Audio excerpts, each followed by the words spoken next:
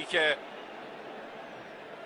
تشکر میکنه از این توپ خوبی که براش فرستادن. فریدون زندی شاید مهرهایی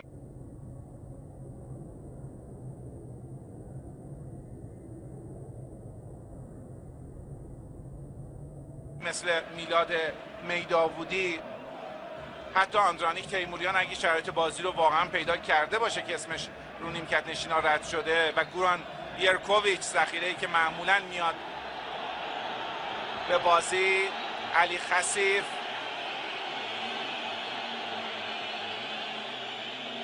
خیلی زود شروع کردن. هنوز دقیقه 52 بازیه. انشالله که واقعا بند کفشاش باز شده. حساسیت تماشاگران رو هم برمی‌انگیزه این حرکت. هنوز خیلی مونده. علی